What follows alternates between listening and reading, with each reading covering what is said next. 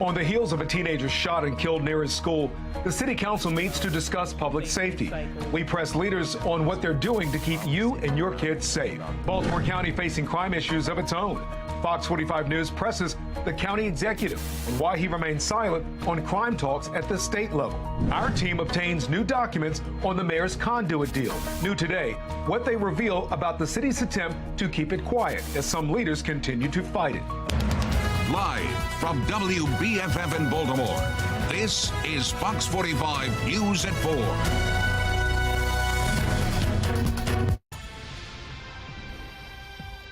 Just begin to think about the life and the future of that life that's now gone. Students at Patterson High School have returned to school 2 days after their classmate, 16-year-old Isaiah Carter, was gunned down at a nearby park. He is the sixth city school student killed this year, a deadly crime trend touching communities across Baltimore. This afternoon, Fox 45 News is giving a voice to the community as we demand solutions to the crisis. All day long, inside the park and around the community, all day long. And we call the school, we call the police department, there's nothing has been done about it. Well, thank you for joining us. I'm Mary Bubala. I'm Kai Jackson. We have live team coverage of the crime crisis in Baltimore and around Maryland. We're going to begin with Fox 45's Vincent Hill as city leaders meet on public safety with little mention about the spike in violence affecting children. Vincent? Yeah, Mary, the discussion was crime, but not much was discussed about how to curb it. It was more of what we've already heard so many times before. Now, inside a packed chamber, which included city council members, Monsi, Baltimore police, and even city state's attorney Ivan Bates, not much came out of that meeting that hasn't already been mentioned. Commissioner Harrison and Ivan Bates saying getting crime under control comes down to a partnership between police and the state's attorney's office. A representative from Monsi praising the new crime accountability dashboard, but no one really mentioning initiatives aimed at getting guns off the streets and reducing crimes that have affected so many Baltimore families. I spoke with one man who says he needs more from city leaders. My little cousin, I say last year he died over a dice game. At the end of the day, like, it's gonna get worse. And I'm tired of seeing kids younger than me, kids my age. I'm only 21. I'm tired of seeing people dying. And his cousin, just one of many juveniles killed in Baltimore in recent times, and that murder remains unsolved. Vincent, what else did City State's Attorney Ivan Bates say during the hearing when it comes to violence? Yeah, Kai, he made a hard push for his House Bill 481, which, of course, would give tougher sentences for gun crimes. Of course, we know that that bill has received a lot of pushback because of fears of mass incarceration. I'll also have more on that and what Commissioner Harrison has to say about youth violence here in Baltimore coming up at 5 o'clock. For now, we're live at City Hall. Vincent Hill, Fox 45 News. Thank you, Vincent. In January, Deontay Dorsey, a high school student, was shot along with 5 other Edmondson High School students. Deontay passed away. One city council member took steps to hold businesses accountable for crime. Right now, Baltimore City businesses can be fined up to $500 if they sell their products, their wares to juveniles during curfew hours, which is during school time. Councilman Christopher Burnett is pushing a bill that would double that penalty. I would push back with the notion that businesses bear no responsibility. I mean, we have businesses are responsible. If a student comes in and someone under the age of 21 wants to buy alcohol, it's the business's job to say, hey, I can't serve you. Fox 45 reached out to Baltimore police to determine how many citations have been written to business owners in the past year. So far, we haven't heard back. Well, one of the 6 Baltimore City school students killed this year died in Towson. 17-year-old Trayshawn Harmon was shot and killed about 2 weeks ago. Now, that crime, the latest in a string of violent incidents to rattle the nerves of residents in Baltimore County. This afternoon, we are holding Baltimore County Executive Johnny Olszewski accountable as he launches a number of new crime-fighting strategies. Fox 45's Rebecca Pryor pressed Olszewski on where he stands on current crime legislation right now in Annapolis. Rebecca? Well, Olszewski, he has been quick to say that he will do everything in his power to hold violent offenders accountable, but those efforts seem to stop short when asked to weigh in on these proposed gun legislations. Some of the key proposals currently making their way through the legislature include the Gun Violence Accountability Act and the Gun Theft Felony Act. One would increase penalties for illegally possessing a firearm from 3 years to 5 years. The other would change the consequence of stealing a handgun from a misdemeanor to a felony. Earlier this week, Fox 45 asked Olszewski if he supports those bills. His answer was vague. I don't know that we've weighed in specifically on those pieces of legislation, but we support legislators taking action to make sure our communities are safe.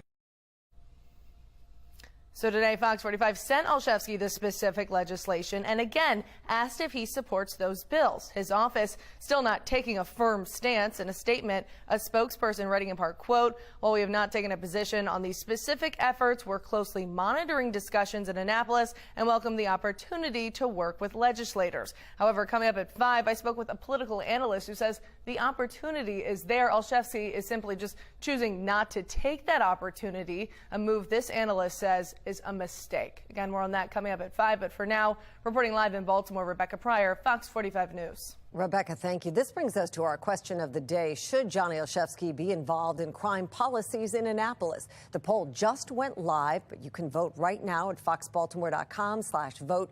Make sure to click on the Pulse tab while you're there. A Baltimore man is sentenced to more than 8 years in prison in a federal drug conspiracy and gun case. Officials say the investigation is part of the U.S. Attorney's aggressive approach to addressing Baltimore's crime crisis. Alexa Ashwell joins us more with what happened in that sentencing. Alexa. Kai, this case, Barron's office says, addresses 2 major issues here in Baltimore, guns and drugs. According to Barron's office, back in 2019, Gregory Santos tossed a handgun out of his car while attempting to elude officers during a traffic stop in South Baltimore. He was arrested about a month later, and according to Barron's office, while in jail, instructed his girlfriend to sell cocaine and fentanyl that was still inside of his home. Santos was charged with drug conspiracy as well as for having possession of a handgun within a school zone. Officials detailing Santos ditched the gun near an elementary school, allowing federal authorities to charge him with this federal statute. This is a charge Barron's office says he hasn't historically enforced, but is as part of his more aggressive approach to addressing violence here in Baltimore. Santos was sentenced to a total of more than 8.5 years for both of those convictions, followed by 5 years post-supervised release. Alexa Ashwell, Fox 45 News. Alexa, thank you. On Monday, we told you about some scary moments at Leith Walk Elementary Middle in Northeast Baltimore. Police say an armed person was at the school or around the school. Now, police initially said shots were fired at the school's basketball court. There are now reports of parents flashing a gun during a basketball game. City School CEO Dr. Sonia Santelises spoke to efforts to keep students safe at schools. There are protocols keeping young people safe. This shooting did not occur inside of the school building. However, those of us who have worked with adolescents over long periods of time know that when young people want to find a way out, right, we cannot have our eyes in every place at the same time.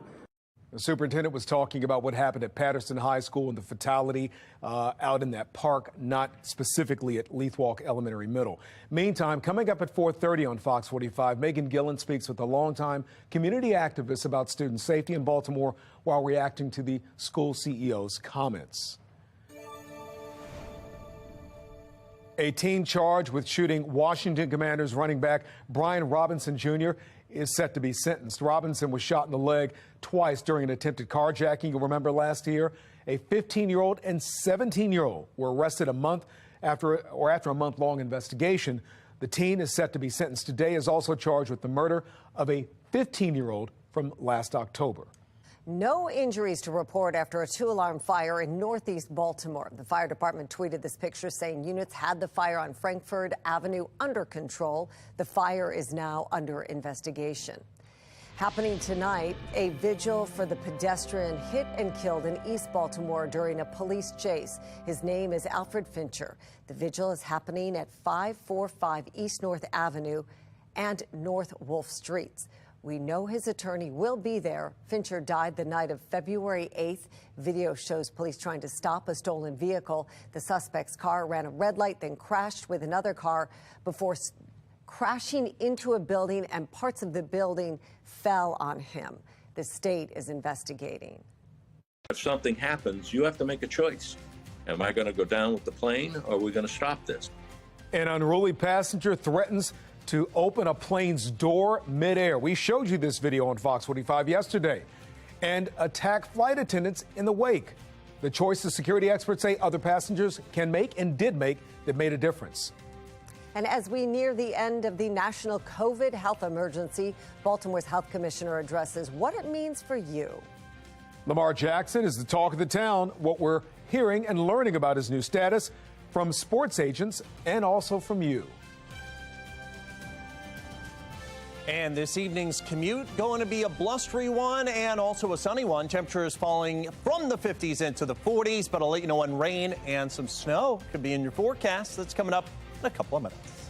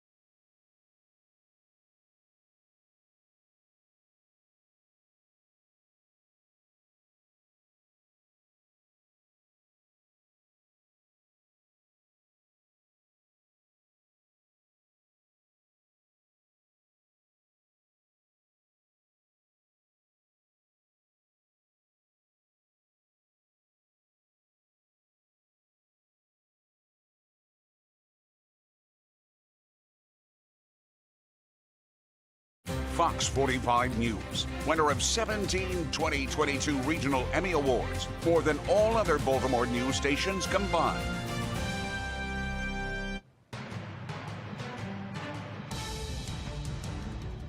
On the path forward, the national COVID health emergency is coming to an end. That's right. It is set to expire in May, and as of now, there are no plans to extend it from the federal government.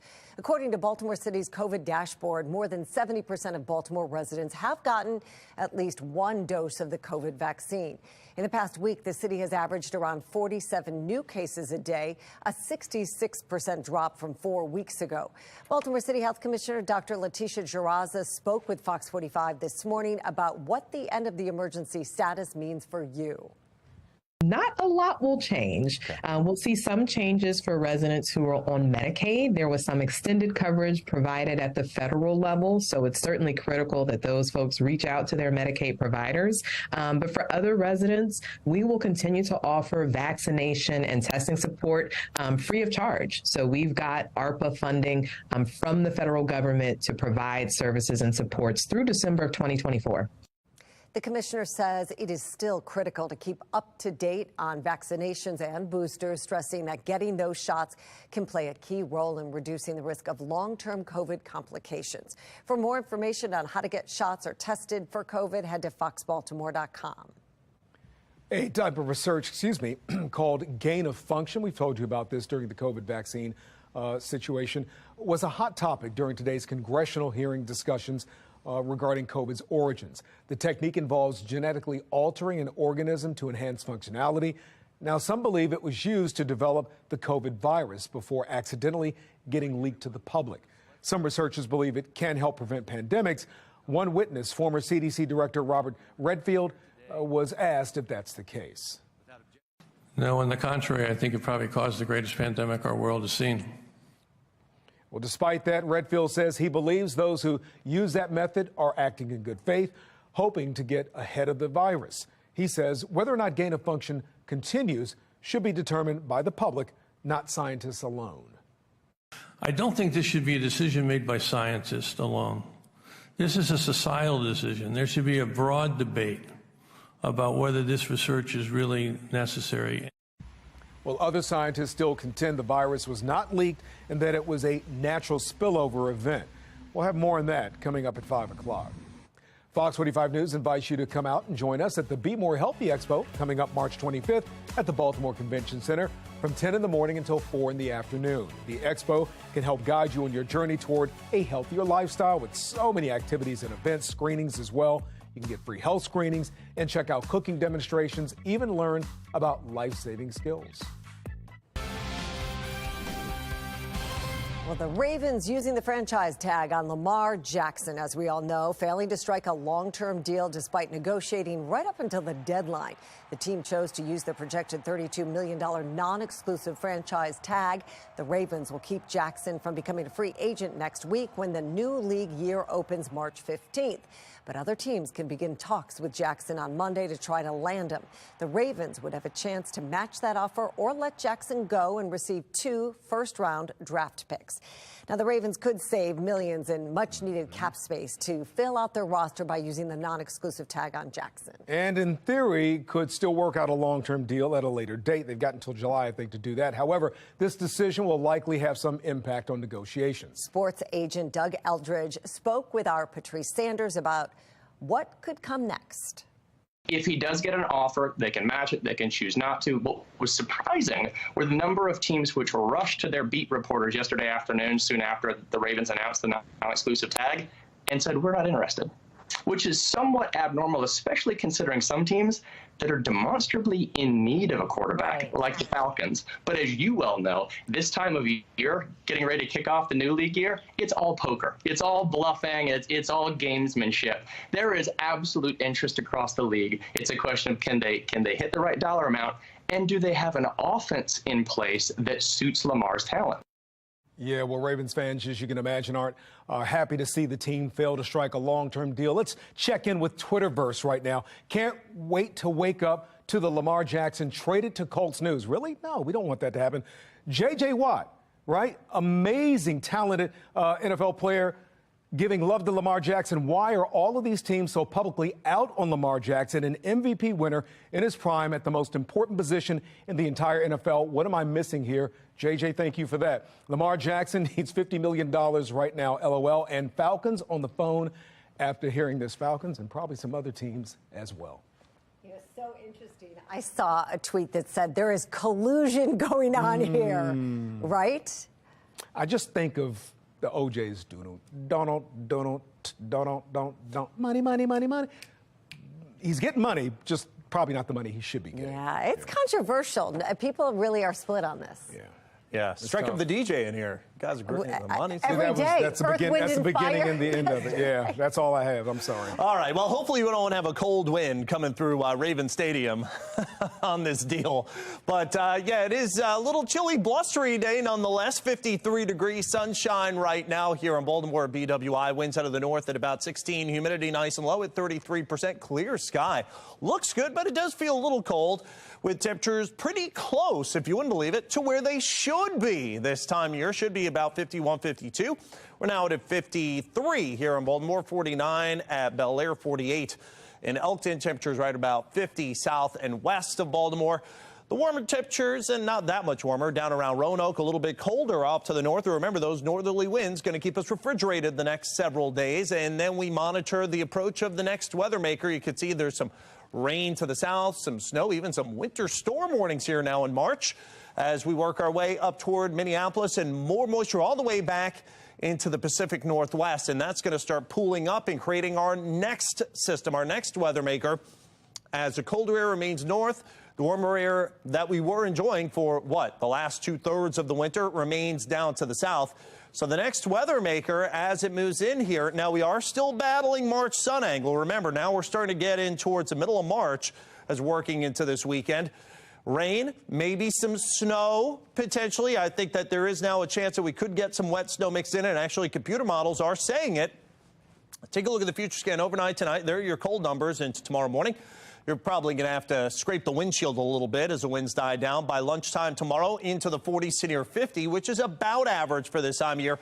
But then again, look at what happens into early Friday. The clouds increase and thicken. The blue, that's snow. But look at the temperatures as that comes down at 10 a.m. through about noontime. Typical March stuff here, with temperatures about 35 to 40. Yes, there could be some snow that comes down, but it's just going to have a real hard time accumulating too much of anything. Now, if we do get anything, there could be some coatings on the grass. You see here an inch or less, Baltimore City northbound out of our computer model. And this is through the duration, through about Saturday afternoon.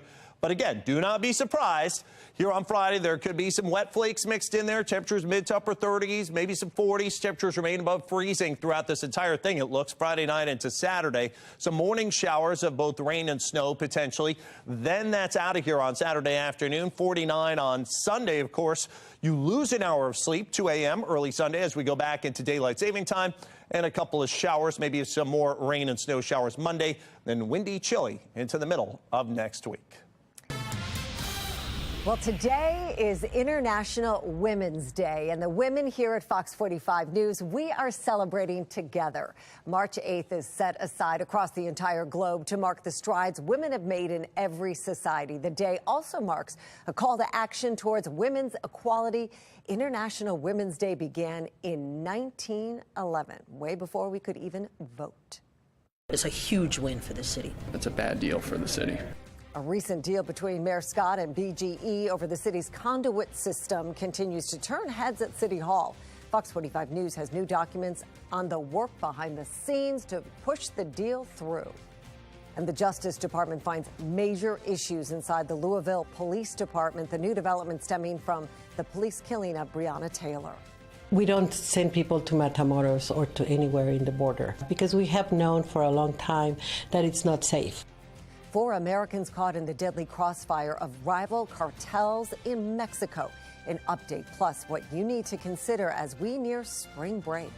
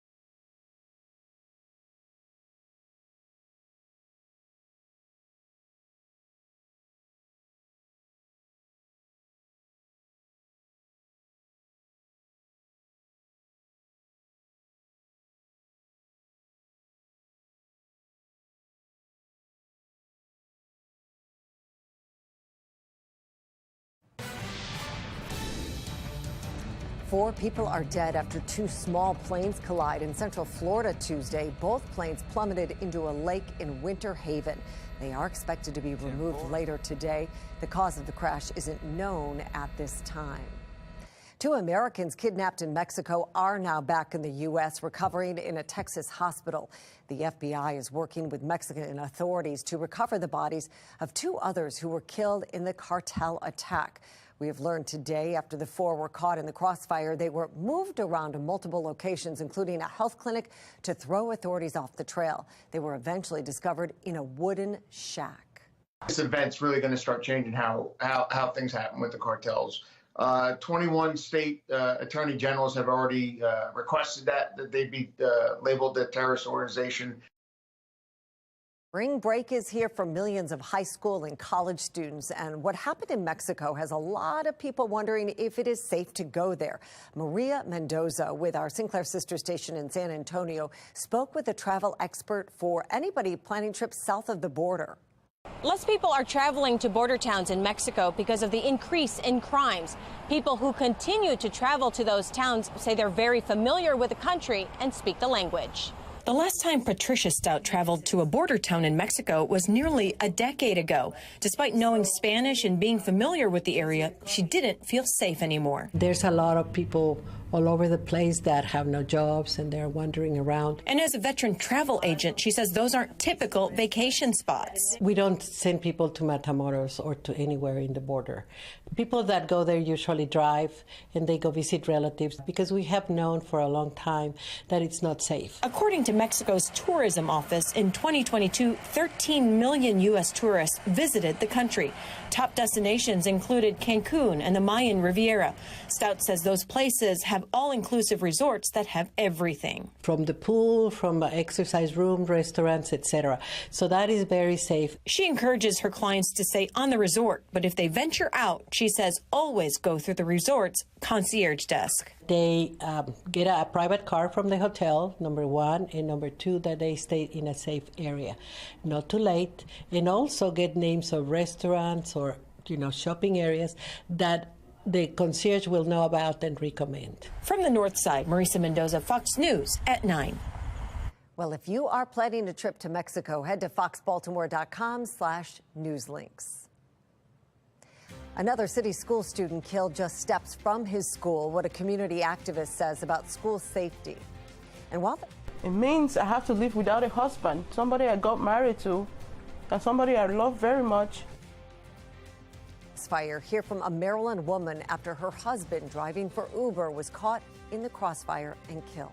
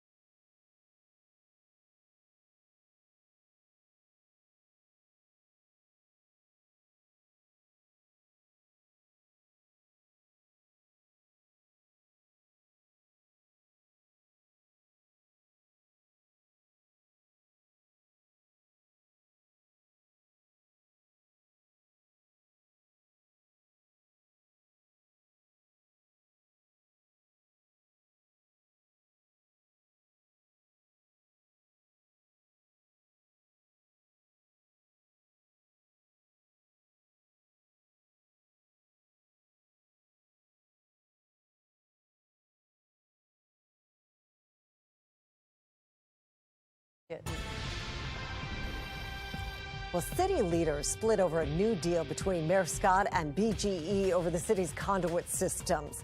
The council president, along with the city comptroller, still fighting over a deal they say is shrouded in secrecy. And new this hour, Fox 45 News has obtained documents showing how the city was trying to keep the contract quiet. Fox 45's Mackenzie Frost shows us from the accountability desk how the new information fits into the puzzle of the deal. There's a lot of new information, and I want to walk you through it using our whiteboard. We know the city has already cashed a $14 million check from BGE. That was part of that controversial Conduit contract. While the debate continues over whether that Conduit contract was actually approved during the February 15th Board of Estimates meeting, these documents obtained by Fox 45 News really shed some light into how much the city did to keep that Conduit deal under wraps. And here's a new player in this conversation, David Ralph. He's the general counsel for BGE and has been since 2021. But before that, he was the top attorney for the city and helped negotiate the contract between these two in 2016. Here's an email from David Ralph sent to the city, including Jim Shea, who used to be the city solicitor. And remember that name because we'll come back to it. But in this email, dated November 15th, 2022, it outlines a non-disclosure agreement between BGE and the city all over this Conduit deal. Here's a copy of that draft agreement between the city and BGE over the Conduit deal. Let me put up just the front page on the whiteboard. According to the emails that we have, it shows that people within BGE and City Hall spent weeks going over the language of the Conduit deal itself, as well as the NDA, and eventually, Ebony Thompson got involved. Thompson is the acting city solicitor. She took over when the previous solicitor retired in January. And going over the Conduit deal itself, we have a few key takeaways. BGE does not have to comply with Baltimore's local hiring rule. Gives power from the city's Conduit division to BGE to determine what Conduit projects are completed. And it also gives BGE flexibility to determine where to do Conduit repair. David Ralph isn't the only one with connections to BGE and the city. This is Jim Shea. He's the former city solicitor, but he also used to be the chairman of the law firm Venable, the same firm that helped BGE's parent company Exelon merge with Pepco in 2016. And that brings us back to Ebony Thompson, because she also used to work at the same law firm as Jim Shea. And according to her LinkedIn, she too worked on that Exelon-Pepco merger in 2016. And then there's Calvin Butler. He is the CEO of Exelon, but he was with BGE at the same time that Shea was working with Venable, helping everybody with that merger. The city council continues to hold investigative hearings into this contract between BGE and the city. There was another hearing on Tuesday night, really highlighting the divide between some members of City Hall, especially of the council, and the mayor himself. This vote is valid. The deal was not executed. This is a done deal. We're acting on the deal. And now we have City Comptroller Bill Henry and Council President Nick Mosby both maintaining that because they boycotted that Board of Estimates meeting on February 15th, that the contract between the city and BGE isn't actually finalized. Now there's some debate about whether the state attorney general will get involved in this issue, but either way, there are still some questions about who was really pushing for this deal between the city and BGE. Now, we've submitted a public records request to get more information and more emails between the mayor's office, the solicitor's office, and people within BGE to find out exactly the timeline of this Conduit deal. Now, legally, that means the city will be forced to turn over some information. So far, we haven't gotten anything, but we will continue to push for those records. At the accountability desk, Mackenzie Frost, Fox 45 News. Well, we want to hear from you. Do you think the BGE Conduit plan needs to be put on hold? So far, 87% of people who voted say no. Head to foxbaltimore.com/vote to weigh in. Also in a city in crisis, a focus this week on the safety of Baltimore City students as a student is gunned down outside of his high school this week. Megan Gillen speaks with a community activist on efforts to keep students safe. Baltimore City Schools CEO Dr. Sonia Santalese is reacting to the violence happening outside the classroom during school hours. Those of us who have worked with adolescents over long periods of time know that when young people want to find a way out, right, we cannot have our eyes in every place at the same time. Lifelong Baltimore resident Pastor P.M. Smith has an extensive education background in our city, opening Hope Academy in 1996. He sat down with us this morning, weighing in on what can be done to keep these kids safe. For me, it's security from beginning to end. What does that look like? Are we talking about truancy offers to go around the city and make sure that they're not out and about and in the school, or is this stopping them from leaving the building altogether? We have school police, right? But they're neutered because there's no way that they can really function in the capacity of supervising those young people, let alone a situation where danger or weapon is involved. Yeah. Their weapons are locked up. So you have to have somebody at the door. You have to have somebodies at the doors. That's number one. And I would think that you would have some persons dealing with attendance, truancy, knocking on doors, finding out where a kid is, why a kid is not in school. Well, Pastor Smith went on to say the connection between the classroom and home is crucial, and he questions whether that connection is being made in the city. I'm Megan Gillen, Fox 45 News. Fewer Maryland students are graduating high school within 4 years, according to recently released state data. Maryland's four-year graduation rate is now 86.3, a 9-year low. Well, many, including the state superintendent, Dr. Mohammed Chowdhury, have blamed the pandemic. But Project Baltimore analyzed the data and found four-year graduation rates were going down at a greater rate before COVID hit. No one in this room had a high school experience similar to what this cohort had. Maybe, I'm pretty sure. I'm thinking through all the pandemics of the last years. Tonight at 10, a look at Maryland's four-year graduation rate and the concerning data we found in Baltimore County public schools. And we are following some breaking news right now. The Department of Justice announced its findings into the Louisville Police Department, and it stems from the killing of Breonna Taylor. Sorry, Taylor was killed in 2020 when officers conducted a no-knock warrant on her apartment. Her boyfriend, who said he feared officers were home intruders, shot one of them. Officers fired back, killing Taylor. Now, in the report today, the Department of Justice says Louisville officers made civil rights violations, used excessive force, conducted searches with invalid warrants, and cracked down on protected speech. Some have videotaped themselves throwing drinks at pedestrians from their cars, insulted people with disabilities, and called black people monkeys, animal, and boy. This conduct is unacceptable. Louisville police have had 5 leadership changes since Breonna Taylor's death. The Department of Justice is negotiating right now a consent decree. And this just in, a court is delaying the release of additional video in the deadly police beating of Tyree Nichols in Memphis. Attorneys of one of the former officers filed that motion. The attorney for the city of Memphis was planning to release about 20 more hours of that encounter back in January. A hearing is set for today. Meanwhile, the Justice Department announced it is launching a review of the Memphis Police Department. The DOJ will look at the department's policies on use of force, de-escalation, and specialized units. The review was requested by the city's mayor and police chief. A decision that was made in a split second by those little boys means my kids have to live without a dad. A Maryland woman is speaking out after her husband was caught in the crossfire. The man, an immigrant and a teacher, was driving Uber when he and his passengers were hit by bullets. Sam Ford with our Sinclair sister station speaks with the widow about the scars left behind.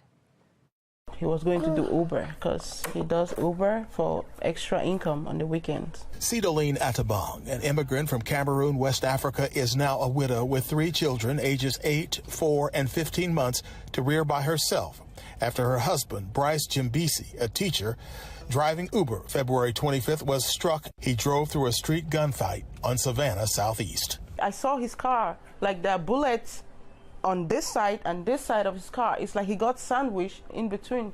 He lasted 6 days, died last Friday. Police say they recovered 103 shell casings. They released these surveillance photos of one of several possible suspects.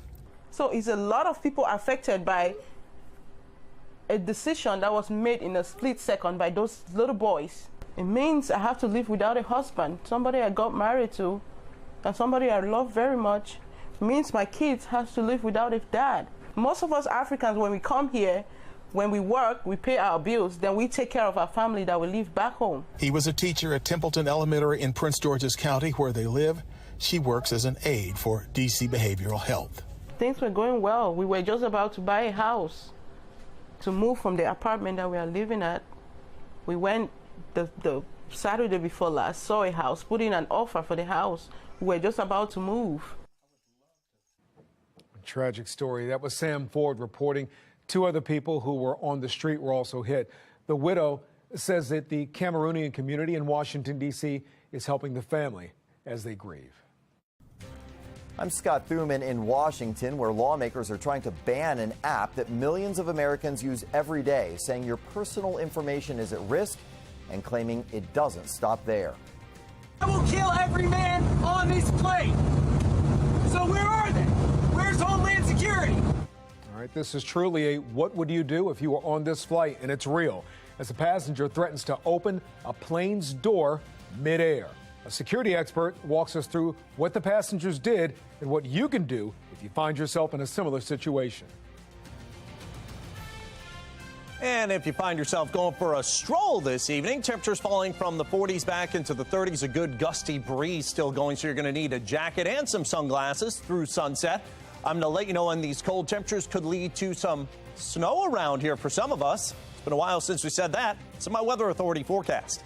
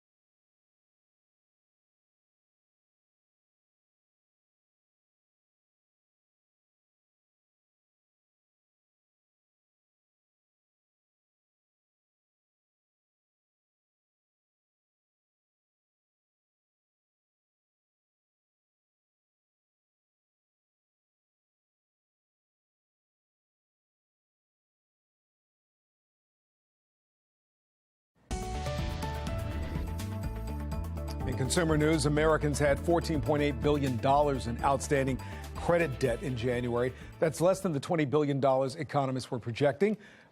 Credit card debt grew more than 11%, but school loans and car loans only grew about 3.7%. Experts say that's probably because people are holding off on those big ticket purchases until interest rates go down. Expect higher prices if you're looking for a used car or truck. Cox Automotive reports wholesale used vehicle prices went up 4.3% last month. That's the biggest jump within a month since 2009. Now, prices are down from the inflated levels of a year ago when we saw some record highs of more than $28,000. In January, used cars on average were listed for more than $26,000. Close to 100 million Americans are using the popular video app TikTok, and lawmakers in Congress say they want that to drop to zero. Sinclair's chief political correspondent Scott Thuman reports on how Washington is trying to block Chinese influence inside the U.S. I need the money. An app causing angst on Capitol Hill. A dozen senators from both parties unveiling a bill to give President Biden the power to ban TikTok and other foreign-produced technologies. The old definition of national security, which was planes, tanks, and guns, is morphing into who controls and wins the technology battle. Including software from Russia, Iran, North Korea, and other adversaries with access to users' personal information. It's safe to assume that if the CCP is willing to lie about its spy balloon and cover up the origins of the worst pandemic in 100 years, they'll lie about using TikTok to spy on American citizens. The heads of intelligence agencies touching on those chances during testimony Wednesday on worldwide threats. When I came in the Army in 1984, we own the technology. The West owned the technology. We won the Cold War, and then I think we took our eye off that ball. Elsewhere, Texas lawmakers are fine-tuning legislation to limit China and several other countries from buying up farmland. The bill, originally condemned by Asian American groups as discriminatory, now being softened a bit, and China's stake is much smaller than more than a dozen other countries. But many worry that will grow if allowed. This is part of a long-term strategic plan by the Chinese to seize control over food and frankly, in other cases, healthcare and medicine as well. Meanwhile, others reporting that Chinese-connected groups and companies have even donated large amounts of money to a prestigious high school outside of Washington, D.C. Watchdog groups call it influence peddling. Back to TikTok, the White House signaling its support for that bill that lawmakers want passed urgently, and President Biden also giving federal agencies 30 days to wipe the app from government devices. On Capitol Hill, I'm Scott Thuman. Trending right now, the Maryland Zoo's March photo contest is open. Take a look at some of these submissions on the Zoo's Facebook page. The pictures are just fantastic. The winning photo will be announced in their monthly newsletter and featured for 48 hours as the cover photo on the Zoo's Facebook page. By the way, you can vote with your likes and reactions as well. Jonathan, any thoughts? Wow, very pretty. Especially like the flamingo there. I love flamingos. Makes you think of warm weather, right? Yeah, and then they, how they stand on their one leg. Yes. Yeah, really interesting. All right, 53 degrees, clear skies, sunshine, not necessarily flamingo weather just yet. Winds out of the north at 16, humidity at 33%, and not reporting a wind chill. Temperatures are a little too mild for that, but where the temperatures are in the 40s, you would have a wind chill. And it probably feels more like the low to mid 40s for most of us this afternoon, so make sure that you get a couple extra layers on, even though we have the sunshine. The warmest number on the map there at Roanoke at 57. Everybody else 30s, 40s, 50s across the northeast and the mid-Atlantic, so we're kind of mired up in the cooler weather. In fact, so cool that we've got frost advisories all the way down into portions of the lower mid-Atlantic, including North Carolina coastline, and then north and west around Minneapolis, there's a winter storm warning that's in effect for rain and snow there. That's with the next weather maker that's trying to move its way gradually eastbound. It's going to load up with some Pacific moisture as well into the chillier air that now is establishing, and things may get a little more interesting around here, at least than they have been for the past couple of months, as we head into this weekend, as the warmer air with this one is going to be shunted way down to the south. Now, mind you, as this moves east tomorrow and eventually affects us into Friday, you see some of the blue there, some of that snow. It's going to be kind of hard to get a whole lot of accumulation. Number one, because we're heading into mid-March, higher sun angle. So anything that falls during the daytime hours, those pavement temperatures are going to be up. And also, it's hard to keep those temperatures below freezing this time of year. So that's another issue that we're talking about, the potential of these borderline temperatures, if you will. Now, overnight tonight and early tomorrow morning, it's mainly clear skies, temperature settling down to near freezing once again. Clouds, they'll gradually be on the increase, but I think it's a mix of clouds and sun for tomorrow with high temperatures in the low 50s. And then for Thursday, this is a day where it gets more interesting. Notice the temperatures, ooh, are they close? But still, it looks like this stuff moves in during the daytime. So the sun angle issue here as we head through 10 and noontime. And then the temperatures, too, they'll be in the mid to upper 30s, near 40. And it doesn't look like a whole lot of these temperatures drop below freezing overnight, Friday night into Saturday as this stuff comes down and then eventually comes to an end Saturday morning. So grand total wise, yeah, maybe in January it might be a different story. But here we're looking at maybe a tenth to a few tenths of an inch of snow north and west, and that would mainly be on unpaved surfaces that we're looking at. But nonetheless, cold for this time of the year. 53 degrees for tomorrow. That's about average. Then it's a chilly day on Friday. Rain develops, could be mixed with snow and maybe even fully snow for a time. And could even get a dusting, but that should be on car tops and mainly the grass, I think. Friday night into Saturday morning, and then we clear out Saturday afternoon. You lose an hour of sleep as we enter daylight saving time on Sunday, and then it's chilly until early next week. Another round of rain and snow showers, possibly Sunday into Monday. Thank you, Jonathan. Coming up on Fox 45 News at 5 o'clock, a push for the FBI to make Maryland its home, while Governor Moore says their relocation would be a win for the state. And what would you do if an unruly passenger threatens to open a plane's door midair and attack flight attendants? The choices security experts say you can make.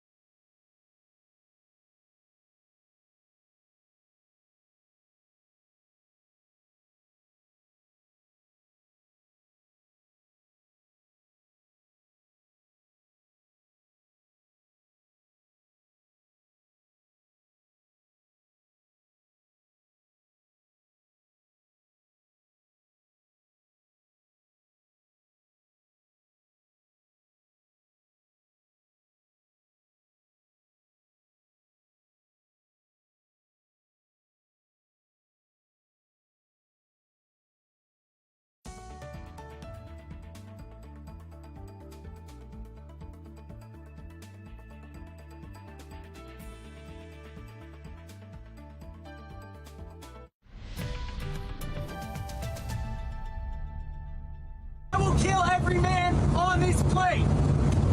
So where are they? Where's Homeland Security? More fallout on a story you first saw yesterday on Fox 45. Chaos erupts on a plane headed from Los Angeles to Boston over the weekend. A man seen in a video rant is accused of trying to stab a flight attendant and threatening to open the doors of a plane mid-flight, in addition to threatening to kill men on the plane. We're now learning the FBI is investigating. Joanna Boris with our Sinclair sister station in Rhode Island speaks with a retired FAA special agent about how to react to unruly passengers. I will kill every man on this plane. Passenger cell phone video shows 33-year-old Francisco Severo Torres from Leominster, Massachusetts, screaming from his seat during a United Airlines flight from Los Angeles to Boston. Since I'm taking over this plane. Eventually, he jumped up and tried to attack a flight attendant with the handle of a spoon. The nearly 4-minute video shows multiple passengers stood up and tackled Torres to the ground. Brian Sullivan is a retired FAA special agent and says the passengers did the right thing. And not only did they act in the right way, they're sending a signal. And that signal, whether it be to terrorists or unruly passengers, is we're not putting up with this anymore. Sullivan says flight attendants get self-defense training but aren't given much else. And if they look like they're in trouble, it's up to passengers to step in and help. If something happens, you have to make a choice.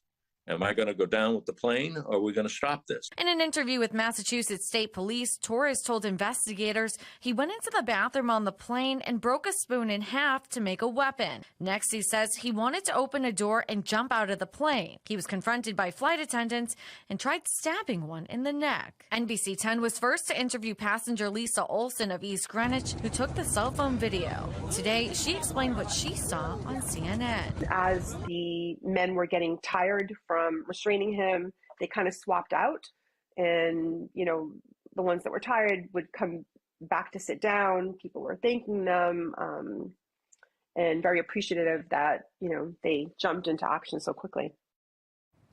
It was Joanna Boris reporting. Torres was charged with interference and attempted interference with a flight crew and attendants, as well as using a dangerous weapon.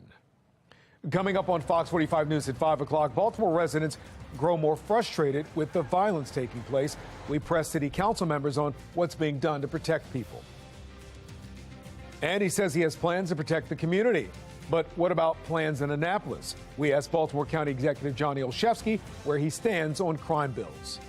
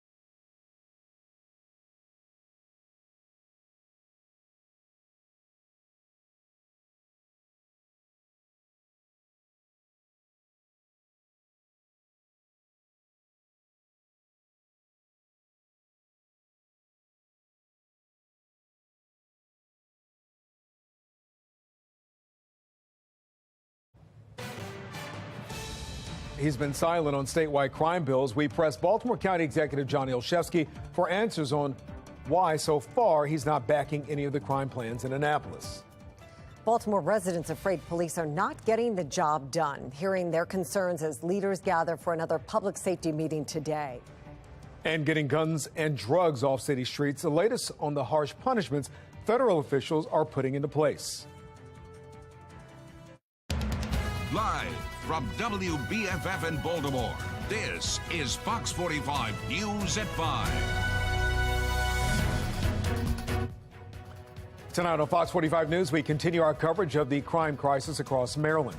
In Baltimore, a public safety meeting is held after a teen dies in the city this week. The violence comes as federal officials are cracking down on illegal firearms. Plus, in Baltimore County, after a string of violent crime there, we are pressing the county executive on what needs to be done to stop the violence. Good evening, everybody. I'm Mary Bubala. And I'm Kai Jackson. As we continue to track crime in the county, Baltimore County Executive Johnny Olszewski says he's launching a number of new crime-fighting strategies to keep residents safe. But where does he stand on crime-fighting legislation in Annapolis? Fox 45's Rebecca Pryor is pressing the county executive for some answers today. Rebecca? Well, Olszewski has been quick to say he will do everything in his power to hold violent offenders accountable, but those efforts seem to be stopping short when asked to weigh in on where he stands on proposed gun legislation. From shootings and a stabbing to a disturbing rape, a string of violent attacks near the Towson Circle. You see a lot of people doing a lot of things down here they shouldn't be doing. Putting Baltimore County residents on edge and calling for change. It's becoming a very unsafe place to live. I don't want to say you can't feel safe anywhere, but... Baltimore County Executive Johnny Olszewski. I will do whatever it takes to make sure that we, again, both are safe and that people feel safe in their neighborhoods and their communities. Responding by upping patrols within Towson's Central Entertainment District, along with a slew of new crime-fighting strategies. We did step up our patrols, both on foot. We're looking at bike patrols, more cameras, more lights, additional license plate readers. So we are really taking proactive measures. But what about backing bills in Annapolis designed to address violent crime across the state? The Gun Violence Accountability Act would increase penalties for illegally possessing a firearm from 3 years to 5 years. And the Gun Theft Felony Act would change the consequences of stealing a handgun from a misdemeanor to a felony. Earlier this week, Fox 45 asked if Olszewski supports those bills. His answer was vague. I don't know that we've weighed in specifically on those pieces of legislation, but we support legislators taking action to make sure our communities are safe. So on Wednesday, Fox 45 sending Olszewski the specific legislation and again asking if he supports the bills. His office still not taking a stance. In a statement, his spokesperson reading in part, quote, "While we have not taken a position on these specific efforts, we're closely monitoring discussions in Annapolis and welcome the opportunity to work with legislators." But according to political analyst John Dede, the opportunity is there. It's Olszewski's choice to stay silent, a move Dede's calling a mistake.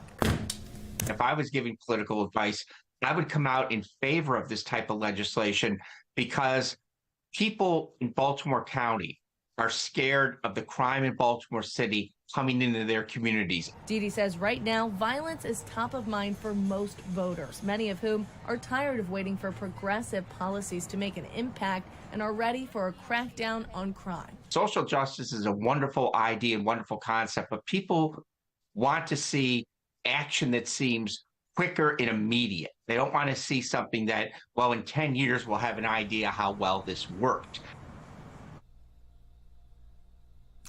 And many of these crime bills will be up for debate in Annapolis in the coming weeks, with that crossover day quickly approaching and most of them still stuck in committee. Reporting live in Baltimore, Rebecca Pryor, Fox 45 News.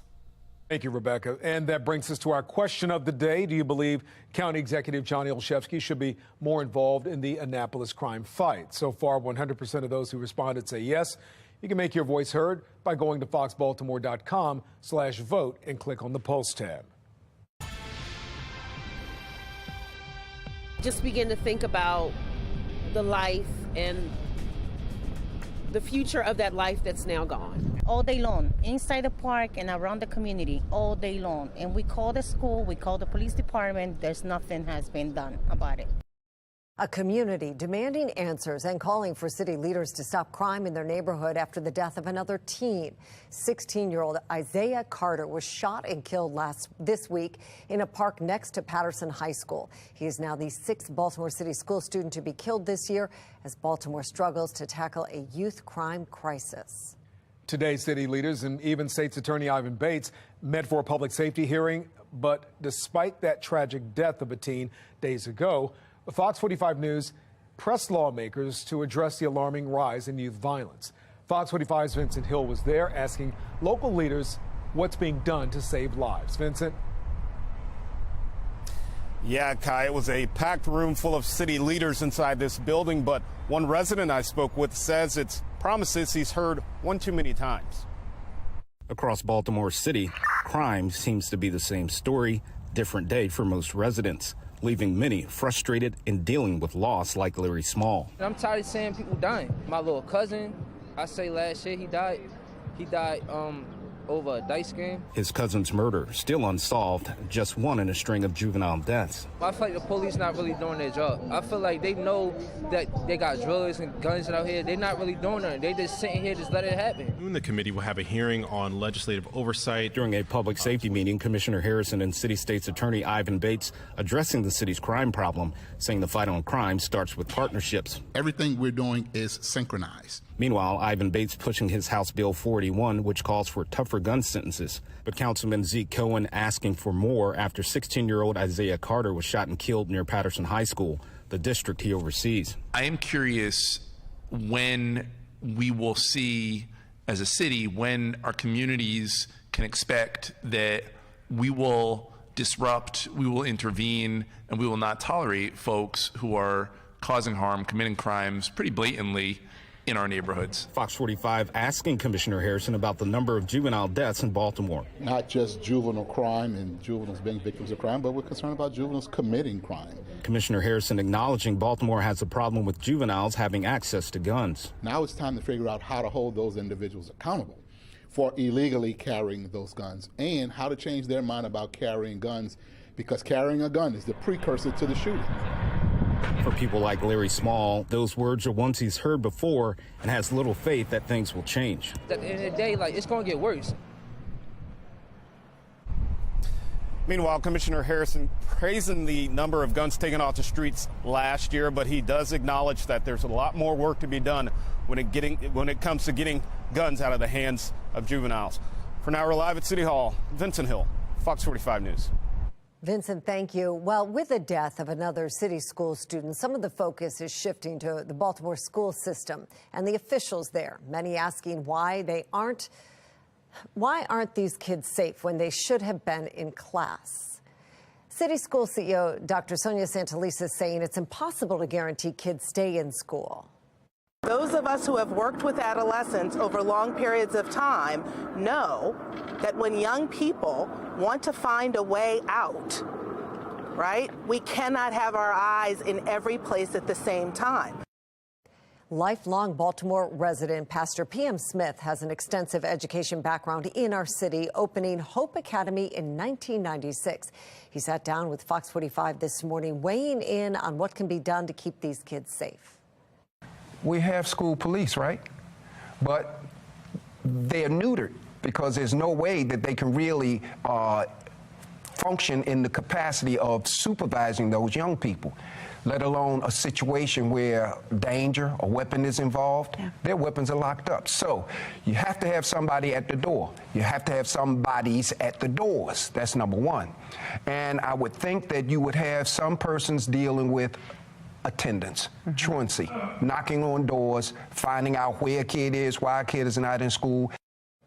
Pastor Smith went on to say the connection between the classroom and the home is crucial, and he questions whether that connection is being made in the city. A Baltimore man is sentenced to more than 8 years in prison in a federal drug conspiracy and gun case. Officials say the investigation is part of Maryland U.S. Attorney Eric Barron's promised aggressive approach to addressing Baltimore's crime crisis. Alexa Ashwell joins us with what happened in that sentencing. Alexa? Mary, this case, Barron's office says, addressing two big issues here in Baltimore, drugs and crime. According to Barron's office, back in September of 2019, Gregory Santos tossed a handgun out of his car while attempting to elude officers during a traffic stop in South Baltimore. He was arrested about a month later, and according to Barron's office, while in jail, instructed his girlfriend to sell cocaine and fentanyl that was still inside of his home. Santos was charged with drug conspiracy as well as for having possession of a gun within a school zone. Officials detailing Santos ditched the gun near an elementary school, allowing authorities to charge him with this federal statute. Now, this is a charge Barron says his office hasn't historically enforced, but is as part of his more aggressive approach to addressing the violence here in Baltimore City. Santos was sentenced to 8.5 years in prison for those two convictions, followed by 5 years post-supervised release. Alexa Ashwell, Fox 45 News. Thank you, Alexa. Tonight, a vigil will be held for Alfred Fincher, the man who was killed after a car crashed into a building that collapsed on top of him. Fincher's family will be there with the community. Body camera and security footage of the incident shows a stolen car running a red light, colliding with a vehicle, then crashing into that building, and that toppling of the building came on down on Fincher, killing him. Police were pursuing the stolen car at that time. A child pornography arrest takes place in Charles County. Yesterday, state troopers arrested 57-year-old David Allen Payne of Waldorf. During a search of his home, troopers say they found child pornography on his electronic devices. He's charged with multiple counts, including possession and distribution. A teen charged with shooting Washington Commanders running back Brian Robinson Jr. is set to be sentenced today. Robinson was shot in the leg twice during an attempted carjacking last year. A 15- and 17-year-old were arrested after a month-long investigation. The teen set to be sentenced is also charged with the murder of a different 15-year-old from last October. Fox 45 News obtains new documents on the work behind the scenes to push the BGE Conduit deal. The latest on the battle. The COVID emergency is set to end. What that means for Baltimore residents who are still worried about fighting the virus. Will other teams try to recruit Lamar Jackson? Why a sports agent tells Fox 45 News the quarterback may be more in demand than many teams are letting on. And a good-looking but breezy afternoon commute, so make sure you have two hands on the steering wheel. Temperatures falling from around 50 back into the 40s overnight. Mainly clear skies. I'll let you know when some of these chilly temperatures could lead to some wintry problems for us. That's hour by hour on my Weather Authority forecast.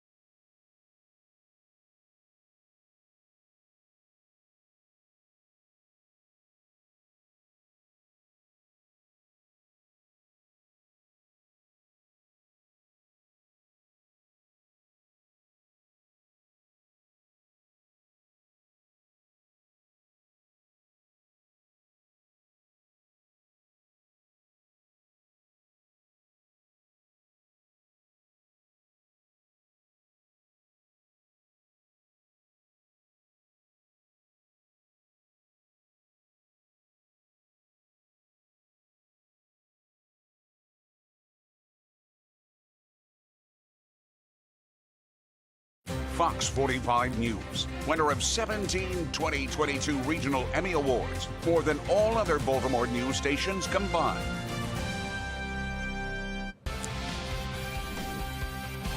Well, the news is sinking in after the Ravens used the franchise tag on Lamar Jackson, failing to strike a long-term deal. The team chose to use the projected $32 million non-exclusive franchise tag.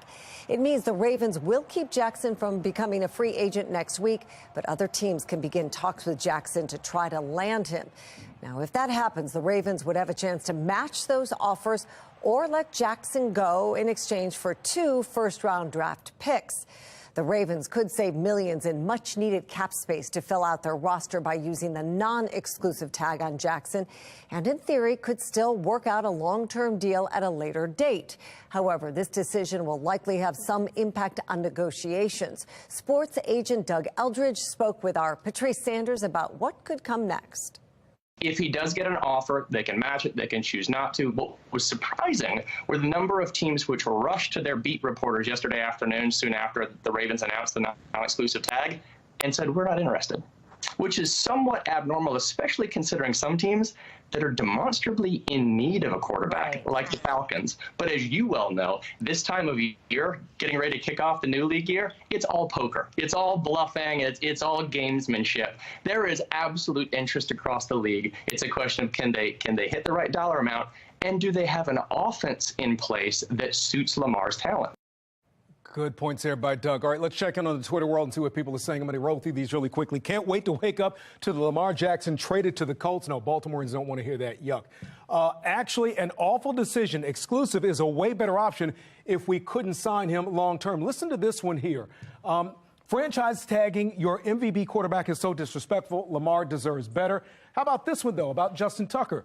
We franchise tagged Tucker, and it turned out all right. Not sure why everyone is throwing in the towel. And last one, this is from a ferocious defensive player, J.J. Watt. A lot of respect around the league and among fans. Why are all of these teams so publicly out on Lamar Jackson, an MVP winner in his prime at the most important position in the entire NFL? What am I missing here? J.J. Watt with some insightful thoughts there. Well, a look at conditions in Baltimore and Towson tonight. We got to enjoy some sunny skies today, albeit with some cooler weather. Chief Meteorologist Jonathan Myers is in now with the latest on what to expect through the rest of the week. The wind was intense today, making it feel a lot colder out there. Yeah, good breeze going for sure. Maybe some garbage cans kind of flying by. Yeah, I think so. You know, watch out for that kind of stuff. Also, some limbs that could be, you know, loose and kind of coming down. But outside of that, a good looking day. Won't be so nice, though, as we head toward Friday. If you wouldn't believe it, snow could be in the forecast. Wide eyes on that one. Right now, some sunshine. Toyota East Harbor Skycam 52, winds out of the north-northwest at 14. And there is a little bit of a chill in the air. Humidity at 33%. No wind chill because it's a little too warm for a wind chill. We start recording those when it's below 50, and at BWI it isn't right now. But everybody else in the mid to upper 40s near 50, so it feels about 5-10 degrees colder than it actually is. Now down to the south, where you'd expect the milder temperatures, that's where they are. Not much milder, though. Roanoke, you're now at 57. But most other folks in the 30s, 40s, and 50s, which is right about where we should be for this time of year, or a little below, perhaps. Now, you work to the north and west. Take a look up here right around Minneapolis. Winter storm warnings. We've got a winter weather advisory as well, as the next weather maker gets some cold air kind of entrenched and entrained with it. Some of that cool air that's already set up for us as well. And the showers begin to spray northbound into it. The warmer weather is locked now down across the Gulf Coast, and that isn't going anywhere. So as that next weather maker moves in through Thursday on into Friday, notice the green, that's a rain, and the blue, that's a potential of some snow. And you see some of that is in our area. So don't be surprised here as that next weather maker moves in that you do get some wet snow, maybe even here in the city for a time. I'm not expecting a whole lot of accumulation, and here's why. Take a look at the future scan overnight into early tomorrow morning. Yep, that's cold. Temperatures in the 20s to around 30, into the 40s tomorrow afternoon to near 50. Remember, those ground temperatures, they lag behind, and as we see what develops here on Friday, notice the blue, that's snow. even here, the coldest portion of the day, temperatures just above freezing. And then this stuff starts coming down with a mid-March higher sun angle. So, you know, those March-type systems, they have a hard time accumulating during the day. It's really got to come down gangbusters. And I just don't think we can overcome these temperatures at about 35, 40 degrees as we head into Friday afternoon. And that's where they stay into Friday night, maybe in the mid-30s, and then early Saturday. That's our best shot, I think, at maybe getting a dusting of snow as all this wraps up and moves out. But even there, our computer model saying maybe a tenth, maybe a few tenths of an inch of snow. But again, the March sun angle, those temperatures above freezing, it's going to be hard to overcome this type of thing. And that's always what kind of tricks us with these systems at this time of year. So Friday, rain, snow mix develops. Temperatures in the 40s, mid to upper 30s Friday night into Saturday morning. AM showers of rain and snow on Saturday, maybe another round of light rain and snow showers. But again, it should be more wet than anything Sunday into Monday, and then chilly next week. Jonathan, thank you. Well, today is International Women's Day, and the women here at Fox 45 News are celebrating for sure. March 8th is set aside across the entire globe to mark the strides women have made in every society. The day also marks a call to action towards women's equality. International Women's Day began back in 1911. Well, a battle for the next FBI headquarters, why Governor Moore wants the agency here in Maryland. And according to newly obtained documents, the city was trying to keep the Conduit deal quiet. Coming up, we're shedding new light on the mayor's controversial plan.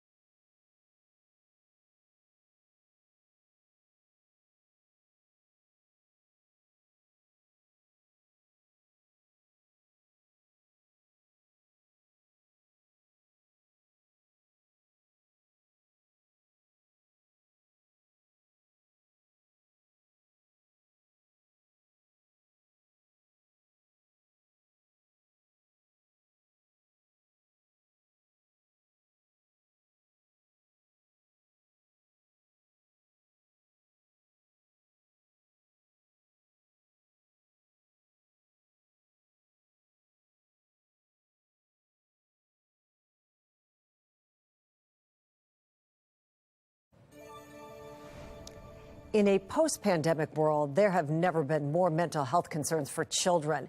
Medical reporter Liz Bonis has the latest warning from doctors that sometimes keeping your children healthy means seeking mental health help for the entire family.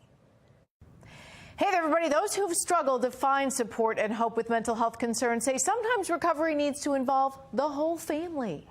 When you spin this and whatever letter you land on. For the Phillips family, the need to start therapy here at Ohio's Central Clinic Behavioral Health started several months ago. Typically, we work with individuals, but they are in a unit. Cousin Desiana came to stay with them, and she's living with diabetes. Well, I love when Miss Kendra cook her macaroni. Miss Kendra, who is also mom to Shayla and Tanaya, owns a catering company. The whole family enjoys making food and art. When it came to the art of family dynamics, however, it got to the point to where I needed some help, and I had to start somewhere. So together, here with Miss April, the family focused on one goal at a time. We talk about school, and we play games like what Kinetic saying. Me and Miss April, we play games, we talk about our feelings. They soon learned that from attention problems with homework to patience and kindness making meals together. Some of those games are we're building frustration tolerance. Mental health counselor April Carr says even though, as Dad puts it, there are ups and downs in any journey, like 1 minute we cool, next minute we beefing. Working together as a family, you can accomplish a lot. The secret, this family says, is not to be afraid to ask for help. Some people might be a little too scared to actually come out and talk about their feelings and stuff like that. Here, they can let you know, their therapist might know something I might not know about them. It helped a lot. Like, when I say a lot, it's like, it helped me more than what I thought. Now, one note, even if you think you cannot afford this kind of family therapy, there are grants and programs many counseling centers now have to assist. You just need to ask about them. I'm medical reporter Liz Bonus. Now back to you.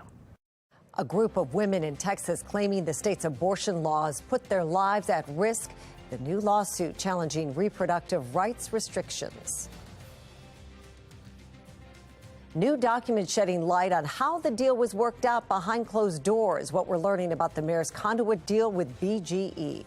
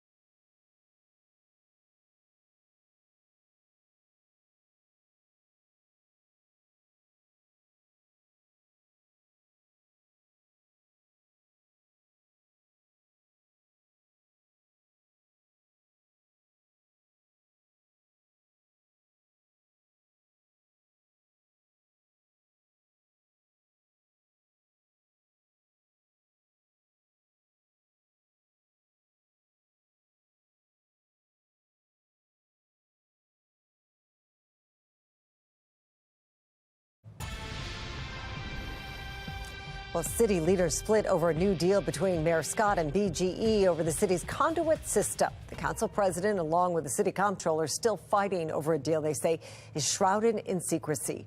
And new tonight, Fox 45 News has obtained documents showing how the city was trying to keep the contract quiet. Fox 45's Mackenzie Frost breaks it down from the accountability desk. There's a lot of new information, and I want to walk you through it using our whiteboard. We know the city has already cashed a $14 million check from BGE. That was part of that controversial Conduit contract. While the debate continues over whether that Conduit contract was actually approved during the February 15th Board of Estimates meeting, these documents obtained by Fox 45 News really shed some light into how much the city did to keep that Conduit deal under wraps. And here's a new player in this conversation, David Ralph. He's the general counsel for BGE and has been since 2021. But before that, he was the top attorney for the city and helped negotiate the contract between these two in 2016. Here's an email from David Ralph sent to the city, including Jim Shea, who used to be the city solicitor. And remember that name because we'll come back to it. But in this email, dated November 15th, 2022, it outlines a non-disclosure agreement between BGE and the city all over this Conduit deal. Here's a copy of that draft agreement between the city and BGE over the Conduit deal. Let me put up just the front page on the whiteboard.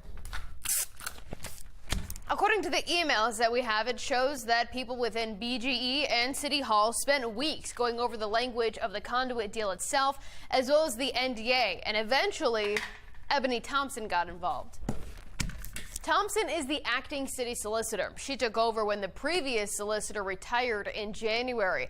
And going over the Conduit deal itself, we have a few key takeaways. BGE does not have to comply with Baltimore's local hiring rule. Gives power from the city's Conduit division to BGE to determine what Conduit projects are completed, and it also gives BGE flexibility to determine where to do Conduit repair. David Ralph isn't the only one with connections to BGE and the city. This is Jim Shea. He's the former city solicitor, but he also used to be the chairman of the law firm Venable, the same firm that helped BGE's parent company Exelon merge with Pepco in 2016. And that brings us back to Ebony Thompson, because she also used to work at the same law firm as Jim Shea. And according to her LinkedIn, she too worked on that Exelon-Pepco merger in 2016. And then there's Calvin Butler. He is the CEO of Exelon, but he was with BGE at the same time that Shea was working with Venable, helping everybody with that merger. The city council continues to hold investigative hearings into this contract between BGE and the city. There was another hearing on Tuesday night, really highlighting the divide between some members of City Hall, especially of the council, and the mayor himself. This vote is valid. The deal was not executed. This is a done deal. We're acting on the deal. And now we have City Comptroller Bill Henry and Council President Nick Mosby both maintaining that because they boycotted that Board of Estimates meeting on February 15th, that the contract between the city and BGE isn't actually finalized. Now there's some debate about whether the state attorney general will get involved in this issue, but either way, there are still some questions about who was really pushing for this deal between the city and BGE. Now, we've submitted a public records request to get more information and more emails between the mayor's office, the solicitor's office, and people within BGE to find out exactly the timeline of this Conduit deal. Now, legally, that means the city will be forced to turn over some information. So far, we haven't gotten anything, but we will continue to push for those records. At the accountability desk, Mackenzie Frost, Fox 45 News. Well, we want to hear from you at home. Do you think the BGE Conduit plan needs to be put on hold? So far, 88% of people who voted say yes. Head to foxbaltimore.com/vote to weigh in. Well, the BGE Conduit hearing isn't the only key issue City Council is tackling this week. Tomorrow, the Legislative Oversight Committee will hold two hearings, one on the newly announced Clean Core program, the other on the appointment of Faith Leach as city administrator. You can find more on both of these issues on our website, foxbaltimore.com. Maryland Governor Wes Moore with federal and state leaders wants the FBI to move its headquarters to Prince George's County. The governor says if the FBI is moved to Maryland, it would provide economic opportunity for a majority African-American community and help the state and federal government promote cybersecurity readiness. The governor argues Prince George's County is build-ready and, in his opinion, better equipped for the headquarters than our neighboring state, Virginia. And we are certain that bringing the FBI to Maryland is the right choice. It's the right choice in terms of timeline and cost. It's the right choice in terms of transportation. It's the right choice on advancing the FBI's mission. And it's the right choice on equity. Well, the agency is also considering 2 sites in Virginia. Multiple fires in Baltimore and nearby counties overnight. In the city, multiple crews responded to a 2-alarm fire early this morning. It happened at a 1-story building on Frankford Avenue in northeast Baltimore. There are no injuries reported at this time. The cause of the fire still under investigation. Just before 9:30 this morning in Baltimore County, a nursing home caught fire. That happened near Life Springs Assisted Living on Pleasant Villa Avenue. That's in Catonsville. Firefighters say the outside of the home was burning when they arrived. The fire was quickly put out. No one was hurt. And firefighters in Queen Anne's County releasing these pictures. This is the aftermath of a barn fire they responded to last night just after 6 in Centerville. The state fire marshal said it took 30 firefighters about an hour to get the fire under control. The barn completely destroyed by the flames. The cause of the fire is still under investigation. The COVID health emergency is coming to an end. It's set to expire in May. And as of right now, there are no plans to extend it from the federal government. According to the city's COVID dashboard, more than 70% of Baltimore residents have gotten at least 1 dose of the COVID vaccine. In the past week, the city has averaged around 47 new cases a day. That's a 66% drop from 4 weeks ago. Baltimore City Health Commissioner Dr. Letitia Jaraza spoke with Fox 45 this morning about what the end of the emergency status means for you. Not a lot will change. We'll see some changes for residents who are on Medicaid. There was some extended coverage provided at the federal level, so it's certainly critical that those folks reach out to their Medicaid providers. But for other residents, we will continue to offer vaccination and testing support free of charge. So we've got ARPA funding from the federal government to provide services and supports through December of 2024. Well, Commissioner Jaraza says it's still critical to keep up to date on vaccinations and boosters, stressing that getting those shots can play a key role in reducing the risk of long-term COVID complications. For more information on how to get your shots or tested for COVID, go to our website, foxbaltimore.com. Meantime, on Capitol Hill, a brand new subcommittee held its first hearing today to ask one fundamental question. Where did COVID-19 come from? It is part of House Republicans' mission to conduct more oversight, but also try to help prevent and predict future pandemics. As national correspondent Christine Frizzell reports, the fact-finding mission to get to the truth at times turned political. 3 years. Multiple variants, and 6.8 million worldwide deaths.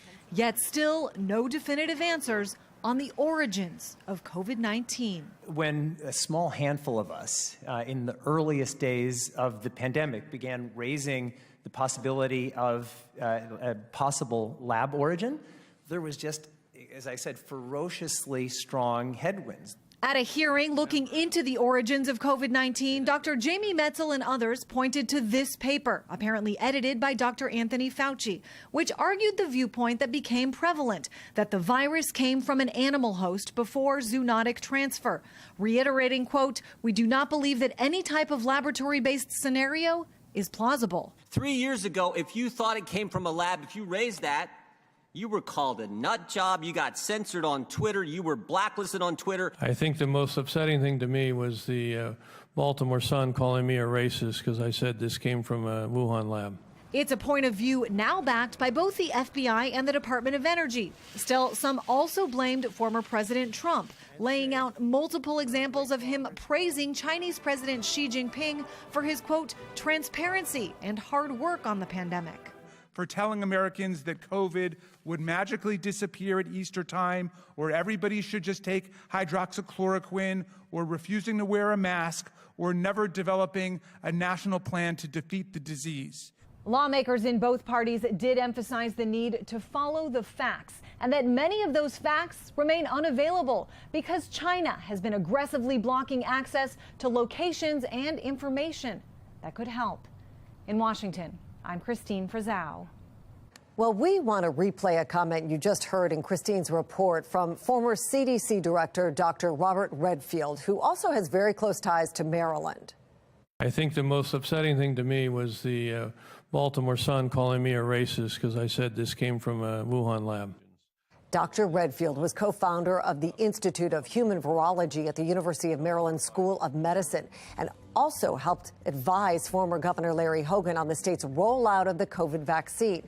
Dr. Redfield took a lot of criticism 2 years ago when he came out saying the coronavirus was leaked from a Chinese lab.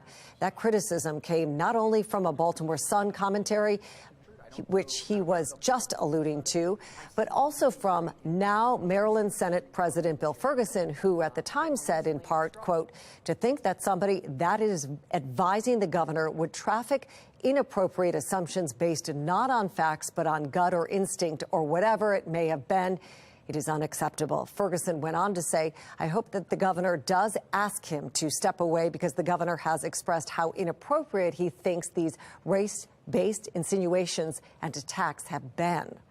The Sun's commentary regarding Dr. Redfield in March of 2021 pointed out that his comments were not only, quote, probably untrue, but also came at a time when the U.S. was experiencing an upsurge in attacks against Asian Americans.